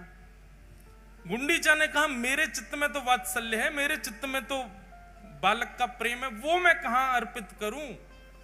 तब महाप्रभु जगन्नाथ जी ने वचन दिया, तुम्हारी पति की मनोकामना पूरी होगी कि वंश आगे नहीं बढ़ेगा, और तुम्हारी मनोकामना पूरी होगी कि तुम्हारे पुत्र रूप में मैं ही रहूंगा। और मां, मैं आपको वचन देता हूं, मैं जगत का कल्याण करने के लिए यहां पर आया हूं, इसलिए साल भर तो मैं सबको दर्शन दूंगा, पर साल में 7 दिन के लिए रथ पर आरूढ़ होकर के मैं नित्य गुंडीचा आया करूंगा। बंधुओं, स्कंद पुराण में ठाकुर जी के गुंडीचा में जब वो विराज जाते हैं, भगवान जब रथ पर बैठ करके आते हैं और रथ से उतर के जब गुंडीचा में 7 दिन विराजते हैं, उन 7 दिनों में दर्शन का इतना बड़ा महत्व है। स्कंद पुराण में कहते हैं 3.5 करोड़ तीर्थ हैं पृथ्वी पर। कितने? 3.5 करोड़। 3.5 करोड़ तीर्थों को करने का फल केवल एक झलक गुंडीचा में जगन्नाथ जी की देखने से प्राप्त हो जाता है। और आप श्री मंदिर में जगन्नाथ जी को जब देखोगे तो आपको लगेंगे पर ब्रह्म जगन्नाथ विराज रहे हैं, लेकिन आप अनुभव करेंगे, आप जब गुंडीचा में जाकर के जगन्नाथ जी को देखेंगे, आपको लगेगा नेक सो लाला बैठो है। वहां ठाकुर जी अपना पर ब्रह्म रूप आपको थोड़े पतले से दिखाई देंगे, थोड़े छोटे से दिखाई देंगे, नेक से हो जाएंगे और थोड़े टेढ़े मेढ़े से दिखाई, ऐसा लगेगा मानो खेल रहे हैं, किलोल कर रहे हैं। क्यों? बोले अपने मैया के पास बैठे श्री ठाकुर जी। लीलाचल पर्वत पर महाप्रभु श्री जगन्नाथ जी विराजमान हुए। ठाकुर जी के, अच्छा एक बात बताओ, श्री जगन्नाथ जी का जन्म दिवस कौन सा होता है? बताओ, कौन बताएगा? सब में स्नान पूर्णिमा। स्नान पूर्णिमा जो होती है, जिसको चंदन यात्रा भी कहते हैं, स्नान पूर्णिमा श्री महाप्रभु जगन्नाथ जी का प्रादुर्भाव दिवस है। और ठीक उसके 15 दिन बाद ही ठाकुर जी रथ यात्रा के लिए निकलते हैं।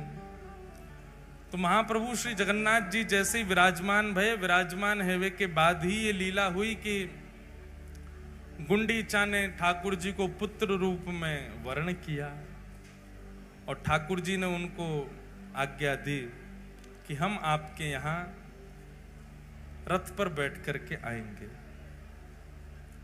और ठाकुर जी की फिर उसके बाद सर्वप्रथम रथ यात्रा हुई। ठाकुर जी रथ में आरूढ़ होकर के गुंडीचा के लिए गए। अब यहां रथ का बहुत सुंदर वर्णन है, बहुत विस्तृत वर्णन है। रथ कैसे बनता है, रथ का स्वरूप क्या होता है, रथ में क्या क्या भावों का प्रयोग होता है, कौन कौन सी वस्तु रथ में लगाई जाती हैं, कितने प्रकार के लोग रथ का निर्माण करते हैं। और जैसा रथ का निर्माण पहली बार हुआ था तब से आज तक रथ वैसे ही बनता है जैसा परंपरानुगत पहली बार बना था।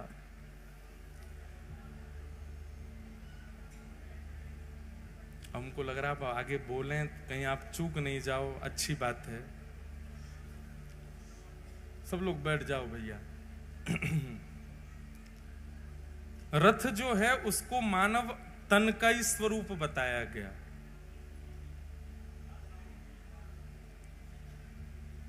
रथ बनना प्रारंभ कब से होता है पता है आपको? वसंत पंचमी। वसंत पंचमी से रथ बनना प्रारंभ होता है। मतलब सर्वप्रथम लकड़ियां इकट्ठी आदि प्रथम पूजन वसंत पंचमी को होता है लकड़ियों का, और उसके बाद से रथ बनना प्रारंभ होता है। और ठाकुर जी की रथ यात्रा जाकर के होती है कब? जुलाई में, लगभग गुरु पूर्णिमा के बाद आषाढ़ में जाकर के श्री महाप्रभु जी की रथ यात्रा होती है। इतना समय लगता है रथ बनने में। उसमें पंच वस्तुओं का ही प्रयोग होता है केवल रथ में। जैसे मानव शरीर के लिए भगवान ने पंच तत्व पृथ्वी, जल, अग्नि, वायु, आकाश, ऐसे ही पंच वस्तुओं से रथ का निर्माण होता है। कौन कौन सी पंच वस्तु लगती हैं? सबसे पहला काष्ठ, लकड़ी। दूसरा बताया गया रंग रोगन, जो पूरे रथ पर किया जाता है तो उसका स्वरूप रंग। तीसरा रथ में प्रयोग किया जाता है धातु। उसमें कहीं पर लोहा, पीतल, स्वर्ण, चांदी भी लगाए जाते हैं रथ के अंदर ठाकुर जी के। तीसरा जंबूरा यानी कि सुंदर पत्र और पुष्प, और अंतिम वस्तु है वस्त्र। इन पंच चीजों से महाप्रभु जी का रथ तैयार होता है। रथ तैयार होने के बाद में 7 लोग उस रथ का निर्माण करते हैं। कौन कौन से 7 लोग रथ का निर्माण करते हैं? सबसे पहला जो श्रेणी है, 7 लोग नहीं, मतलब 7 कैटेगरी है। एक एक कैटेगरी में 20-20 लोग हैं। पहले कैटेगरी है गुणाकार। ये गुणाकारी जो होते हैं इनको अधिकार होता है ठाकुर जी की लकड़ी लाने का और उसको व्यवस्थित करके प्रदान करने का। काष्ठ आए बड़े बड़े, अब उनको छोटे छोटे रूपों में परिवर्तित करना, ये गुणाकारी जो लोग सेवादार होते हैं उनका काम होता है। दूसरे सेवादार होते हैं महाराणा। महाराणा, ये महाराणा कौन है? जो रथ बनाते हैं, सबको इकट्ठा करके उसको स्ट्रक्चर प्रदान करते हैं, महाराणा। तीसरे हैं लोहकार, जो लोहे का काम करते हैं। रथ में कहां पर चोवा लगाना, कहां पे क्या करना, वो सारा काम जो करते हैं। चौथे होते हैं चका नायक। ये चका नायक कौन होते हैं? जिनको चक्र बनाने की, जो रथ के पहिया होते हैं उनको बनाने की इनकी सेवा होती है। उसके बाद होते हैं मूर्ति नायक। पूरे रथ पर मूर्तियां बनाई जाती हैं, देवी देवताओं की, गंधर्वों की, माताओं, भगवान को नजर ना लगे तो हाय माताओं की भी मूर्ति बनती है। कई सारी मूर्तियां तो संसार को दिखती नहीं है, वो भीतर होती हैं। उनका भी निर्माण बहुत बहुत उच्च ढंग से रथ का निर्माण किया जाता है। ऐसे नहीं होता बस चक्का लग गए बैठ गए ठाकुर जी। उसमें एक सारथी भी बनाए जाते, घोड़े भी बनाए जाते हैं, दुनिया भर की, उनको गिनते गिनते आदमी थक जाए, इतनी मूर्तियां बनती हैं पूरे रथ पर। मूर्तिकार। तो गुणाकार, महाराणा, लोहकार, चक्रनायक, मूर्तिकार, और 5वें-6वें होते हैं चित्रकार। मूर्तियों में चित्र भरने का काम जिनका होता है। और अंतिम होते हैं सूचीकार, यानी कि दर्जी। रथ का जो शिखर होता है वो पूरा कपड़ा का ही होता है, पूरा कपड़ा से बनकर के निर्मित होता है। हमारे श्री गिरधर लाल जी का भी रथ यहाँ पर आया हुआ है, वो भी वहीं से बन करके आया है। और जो गिरधर लाल जी का रथ है ना, वो रथ उन्हीं काष्ठों से बना है जो काष्ठ जगन्नाथ जी के रथ के प्रयोग में आते समय छेनी हथौड़ा से अलग कर दिए गए, उस काष्ठ से वो रथ बना है। जो काष्ठ रथ में प्रयोग हुआ तो जो बच गया शेष, उससे वो रथ बना है श्री गिरधर लाल जी का। तो इस प्रकार रथ तैयार होता है पूरा। 7 प्रकार के मजदूर लगते हैं, 5 प्रकार की सामग्री लगती हैं, और तब जाकर के रथ का निर्माण होता है। हम बस इतना निवेदन करना चाह रहे हैं कि जब रथ के निर्माण की खबर पूरे भारत में फैलने लगी, तो फैलते फैलते ये खबर पहुंची कहां? गोस्वामी तुलसीदास जी के पास। जब गोस्वामी जी पधार गए, भगवान के आने के तो बहुत समय बाद गोस्वामी जी का प्रादुर्भाव हुआ, पर जब गोस्वामी जी ने श्री जगन्नाथ जी के बारे में सुना और जगन्नाथ जी के रथ का वर्णन जब उन्होंने सुना, तो गोस्वामी जी के नेत्र बंद हो गए और एक एक बारीकी से उन्होंने एक कौन सी देवी बनाई गई है, कौन से देवता बनाए गए, चक्र की आकृति क्या है, घोड़े कैसे हैं, ऊपर सूचीकार ने वस्त्र कैसा बनाया है, रंग रोगन कैसा किया है, ये सब जब गोस्वामी जी ने सुना, सुनते ही गोस्वामी जी कहते हैं, मेरे मानस में जो जो चिंतन हुआ था वही मैंने रामायण में लिखा, और मेरे मानस में प्रभु श्री राम जिस विजय रथ पर बैठ करके रावण का वध करने गए थे, वो यही रथ था। जिस रथ पर महाप्रभु जगन्नाथ विराजते। जब गोस्वामी तुलसीदास जी ने रथ का वर्णन सुना, तो वे सुन के कहने लगे, तुमने निश्चित ही मेरे मन की बात जान ली, मेरे मन में जो विजय रथ है राम जी का वो देख लिया? बोले नहीं, ये तो स्कंद पुराण में वर्णन है, महाप्रभु जी का रथ है। जब महाप्रभु जी का रथ सुना तो बोले, ऐसा ही रंग, ऐसा ही रोगन, यहाँ पर ये देवता, यहाँ पर ये घोड़ा, यहाँ पर ऐसा चक्र, यहाँ पर ये रंग, ये बिल्कुल वही है जो विजय रथ प्रभु श्री राम का था। उसी नंदी घोष रथ के ऊपर महाप्रभु जगन्नाथ विराजते। तभी गोस्वामी जी के मन में आया, बोले भैया ये कहीं राम जी तो नहीं है जगन्नाथ जी? तब आपने जगन्नाथ जी की और जांच पड़ताल करवाई तो पता चला वो तो मक्खन का भोग लगाते हैं, सुबह सुबह दधी ओदन पाते हैं, चावल पाते हैं, भात पाते हैं, बलराम जी के संग में बैठे हैं। तो बोले अरे ये तो कृष्ण भी हैं। तभी आपको पता चला कि सुदर्शन जी बगल में विराज रहे, ओहो ये तो हरि भी हैं। तो राम कृष्ण हरि तीनों हैं, राम भी हैं, कृष्ण भी हैं और हरि भी। अगर कोई राम रूप में दर्शन करे तो राम जी, लक्ष्मण जी, बीच में किशोरी जी खड़ी हैं। कोई कृष्ण रूप में दर्शन करे तो यहाँ श्री कृष्ण हैं, बलराम जी हैं, बीच में सुभद्रा जी खड़ी हैं। और हरि रूप में दर्शन करें तो नारायण हैं, साथ में शेषनाग हैं और मध्यस्थ विराजमान लक्ष्मी स्वरूप है। तो राम भी हैं, कृष्ण भी हैं और नारायण भी हैं। तीनों का एक कार रूप यदि कोई है तो वो जगन्नाथ जी। आपने श्री जगन्नाथ जी को देख लिया तो मतलब साकेत, वैकुंठ और गोलोक धाम तीनों का दर्शन हो गया, जगन्नाथ जी के दर्शन। गोस्वामी तुलसीदास जी महाराज उतावले हो गए, बोले कि मैं तो देखूंगा इनको।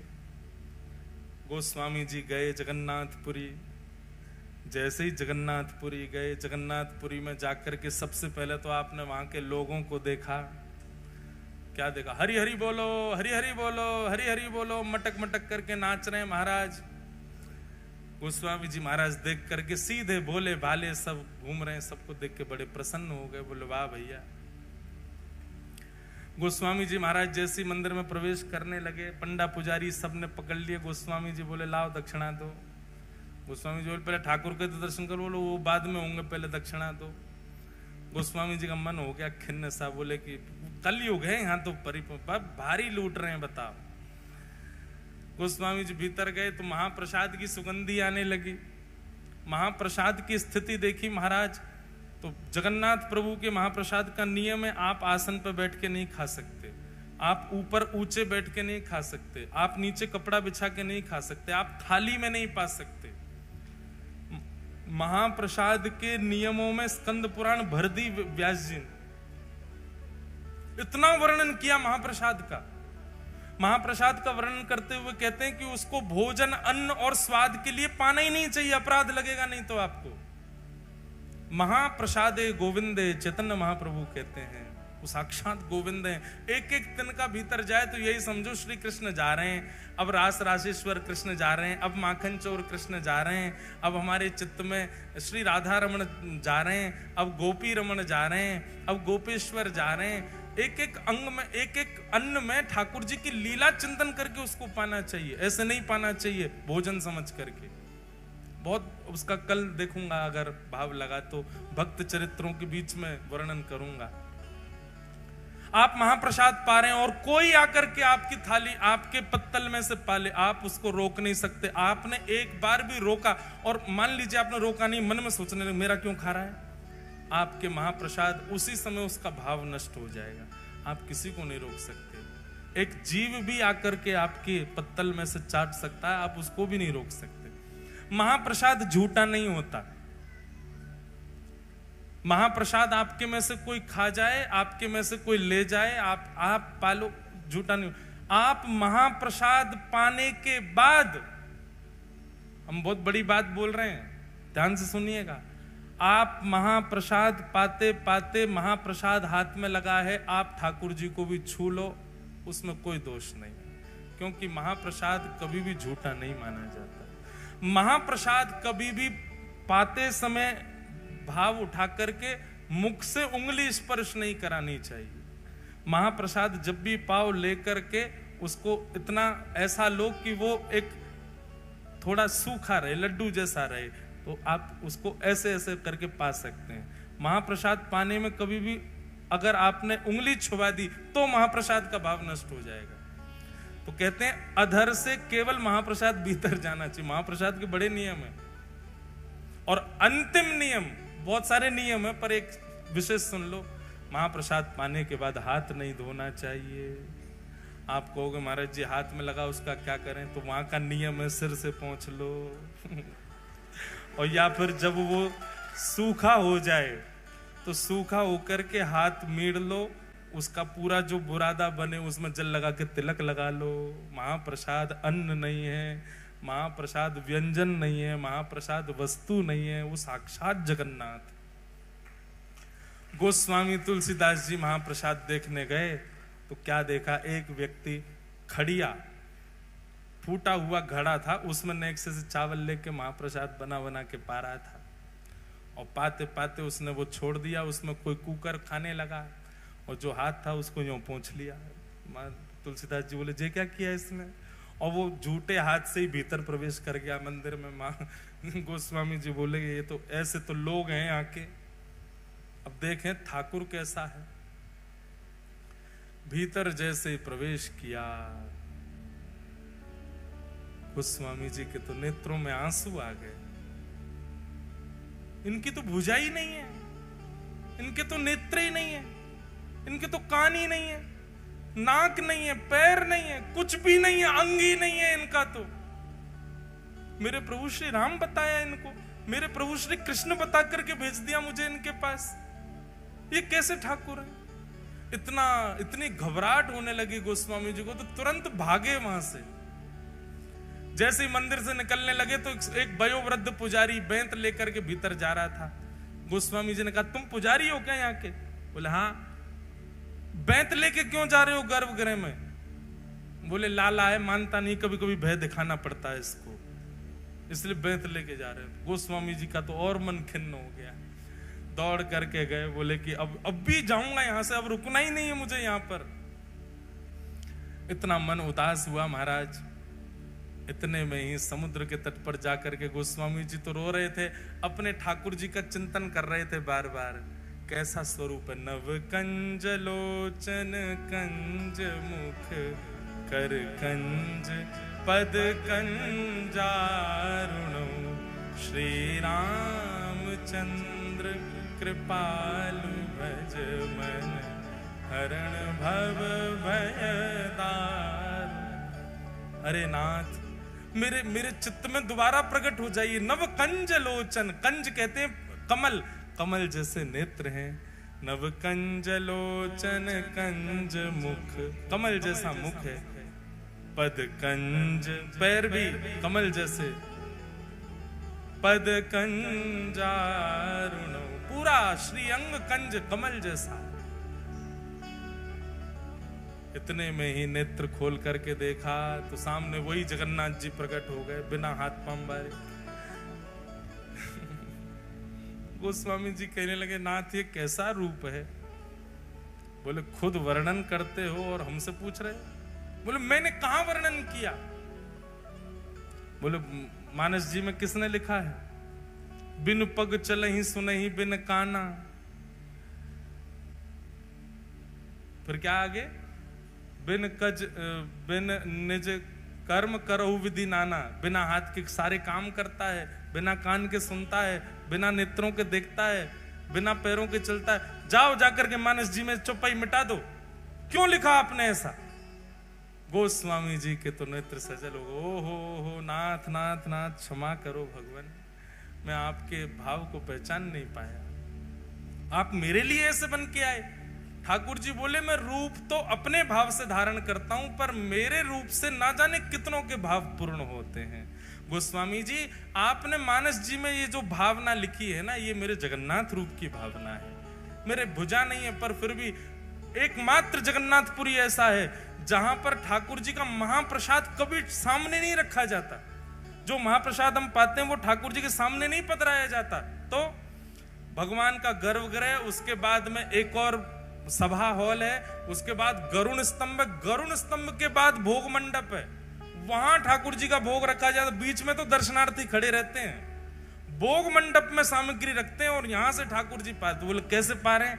बोले भुजा है ना, ठाकुर जी ऐसे ऐसे करके पाते हैं, ऐसे ऐसे लेके पावे वहां से।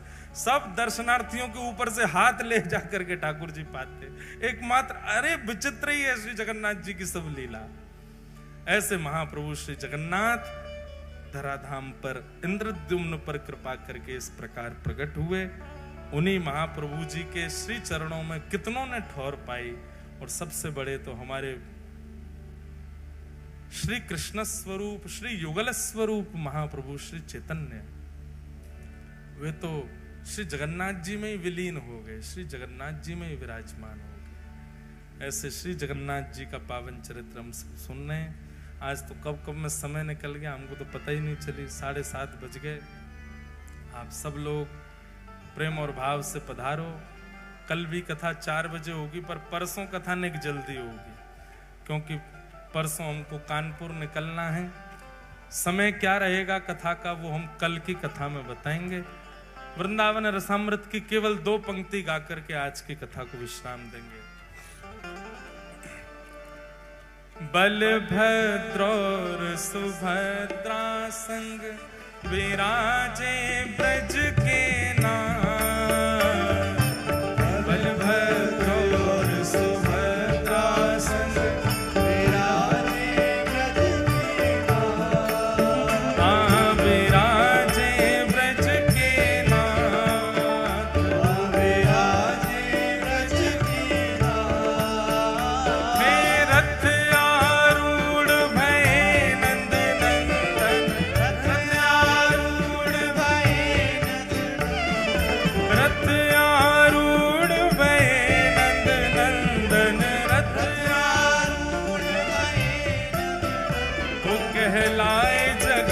के नाम।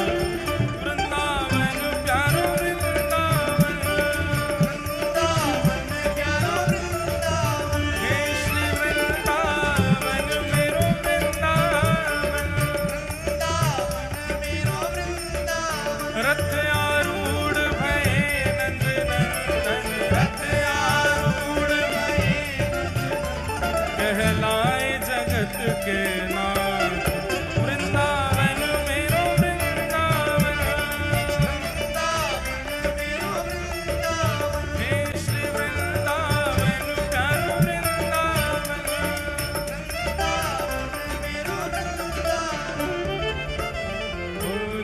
जिनकी कृपा से यह रस प्रकट्यो वृंदावन अभिराम। जिनकी कृपा से यह रस प्रकट्यो वृंदावन अभिराम। हाँ प्यारे वृंदावन अभिराम, प्यारे वृंदावन अभिराम। पूजा उठा के सप्तनिधि को ही उजियारो, सप्तनिधि को ही उजियारो। हम सबको मिलवावे वारो, हम सबको मिलवावे वारो। और यह आनंद करवावे वारो, और यह आनंद करवावे वारो। श्री निताई गौर को अति ही प्यारो, निताई गौर को अति ही प्यारो। ए हमारो गिरधर लाल वृंदावन प्यारो वृंदावन, वृंदावन प्यारो वृंदावन। हे श्री वृंदावन मेरो वृंदावन, वृंदावन मेरो वृंदावन। यह आनंद करवावे वारो, यह आनंद करवावे वारो। हे हमारो गिरधर लाल वृंदावन प्यारो वृंदावन, हे श्री वृंदावन मेरो वृंदावन। जय राधे राधे, जय राधे राधे, जय राधे राधे, राधे राधे,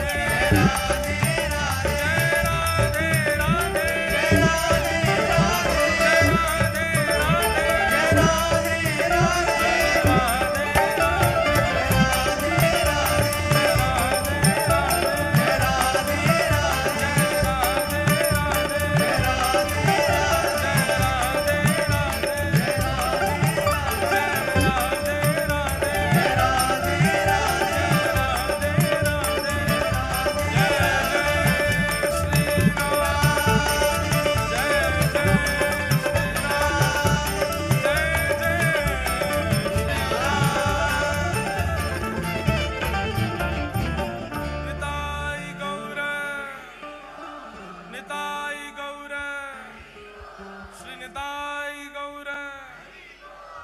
आप सब लोगों को श्री जगन्नाथ जी के आज कथा में प्राकट्य उत्सव की बधाई हो, बधाई हो, बधाई हो। कल ठीक 4 बजे कथा पुनः प्रारंभ होगी। अब 2 दिन तक हम श्री जगन्नाथ जी के भक्तों के चरित्र श्रवण करेंगे। कल ही बताया जाएगा कि परसों कथा कितने बजे होगी। आप सब लोग समय का ध्यान रख के आइएगा। सबको जय श्री कृष्ण, जय श्री कृष्ण, जय सिया राम, जय सिया राम। सुबह 11:30 से 12:30 तक श्री गिरधर लाल जी के दर्शन होंगे। और हम अगर स्वस्थ होंगे तो हम मिलेंगे, नहीं तो हमको आप यहीं पर ही मिल लेना। बाकी लाल जी से मिलने आप आ सकते हो। बाकी की जानकारी सब आपको कल दी जाएगी। श्री जगन्नाथ जगन्नाथ जगन्नाथ रक्षमा महाबाहो महाबाहो महाबाहो। आज पंचमुखी बालाजी धाम से वहां के पीठाधीश्वर श्री पवन कुमार जोशी जी के सुपुत्र पधारे हैं। आपको बारंबार प्रणाम, बारंबार वंदन।